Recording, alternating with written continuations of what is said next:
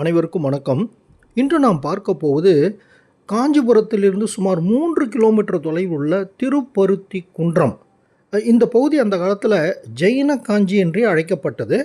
அங்கே அமைந்துள்ள திரிலோக்கியநாதர் என்கின்ற சமணர் கோயிலில் இருக்கின்ற குராமரத்தை பற்றி நாம் பார்க்க போகிறோம். இந்த குராமரம் ஒரு அபூர்வ சக்தி கொண்ட மரமாக கருதப்படுகிறது. இந்த மரத்தின் கீழ் அமர்ந்து தியானம் செய்வது சிறப்பு வாய்ந்ததாக கூறப்படுகிறது. சமண நூலான மேருமந்திர புராணம் இயற்றப்பட்ட இனம் இது என்றும் கருதுகிறார்கள். பொதுவாக சமண கோயில்களில் ஸ்தல விருட்சத்தை நீங்கள் காண முடியாது என்றும், இந்த மரத்தின் சிறப்பு கருதி இங்கே இது ஸ்தல விருட்சமாக விளங்குகிறது என்றும் கூறுகிறார்கள்.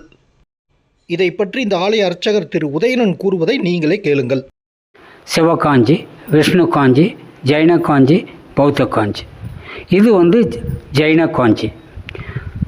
இந்த மரம் தர்ம குராமரம்னு சொல்லுவாங்க. இது 2000 வருஷத்து மரம்.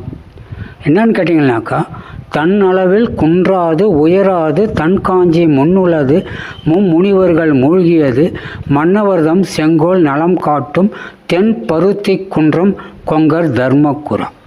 இந்த ஊருக்கு பேர் தென் பருத்தி குன்றம். என்னன்னாக்கா, அப்போ பருத்தி மலை மாதிரி இருந்தது. பருத்தி காட்டை அழித்து கோவில் கட்டியிருக்காங்க. அப்போவே இந்த மரம் இருந்ததுக்கு.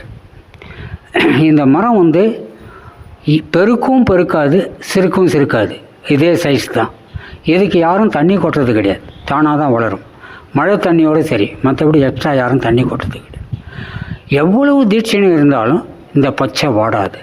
பச்சை எப்போ வாட ஆரம்பிக்குதோ அப்போ தர்மம் அழிஞ்சிடுச்சின்னு அர்த்தம். நீங்கள் 50 காப்பியம் படிச்சிருப்பீங்க. வளையாபதி, குண்டலகேசி, மணிமேகலை, சிவக சிந்தாமணி, தொல்காப்பியெல்லாம். அதே மாதிரி மேருமந்திர புராணம்னு ஒன்று உண்டு சமணத்தில். அந்த மேருமந்திர புராணம் இந்த மரத்தங்கீழே தான் உட்காந்து எழுதினவர் பேர் மல்லிசேன வாமனாச்சாரியார். அவருடைய சீடர் அனந்த வீரர், புஷ்பசேனர். 3 பேரும் இங்கே இருந்தவங்க தான். அதுக்கு தான் இந்த மும்முனிவர்கள் மூழ்கியன்னு வர்றது.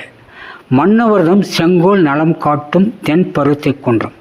மன்னவருடைய செங்கோல் நிலையான இதுவை காட்டுறதுக்கு தான் இந்த மரத்தினுடைய இதுங்க. இங்கே தான் மேருமந்திர புராணம் அப்படின்றது இயற்றப்பட்டது.